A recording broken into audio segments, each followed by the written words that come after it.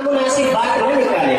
بلکہ بھلی بات کہتے ہیں کہ بڑی بات کو آدمی عزت سے کہتا ہے، دوسرے کے احترام سے کہتا ہے، ٹھنڈے لہجے میں کہتا ہے، چیخ کر نہیں کہتا، اور آہستہ آہستہ کہتا ہے، اور تنہائی میں کہتا ہے، لوگوں کے سامنے ذلیل نہیں کرتا۔ تو دوسرا حکم ہے اپنی اولاد کو بھی چاہے، اللہ کے نبی صلی اللہ علیہ وسلم نے ارشاد فرمایا اکرموا اولادکم، اپنی اولاد کا احترام کیا کرو،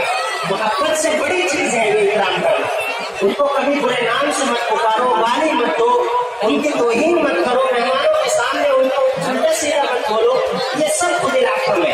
اور اس کے بعد بھی دنیا میں کچھ ایسے لوگ ہوتے ہیں جو بات نہیں سنتے، صحیح بات کے لیے کیڑے نکالتے ہیں، صحیح لوگوں پر بھی داغ لگاتے ہیں، تو ان کے لیے ارشاد ہوا باعث الجاہلین، کہ جو جاہل لوگ ہیں، نادان لوگ ہیں، جو قرآن مجید کی گہرائی کو نہیں سمجھتے ہیں، ان لوگوں کو حکم ہوا ہے باعث الجاہلین، جاہل لوگوں سے، نادان لوگوں سے، جھگڑالو لوگوں سے جتنا ہو سکے اپنا دامن بچا کر کے چلے۔ تو یہ تین آیتیں تھی، تین باتیں تھیں، اللہ کے نبی صلی اللہ علیہ وسلم کہتے ہیں میں نے ان پر عمل کیا، اور اس پر عمل کرنے کی وجہ سے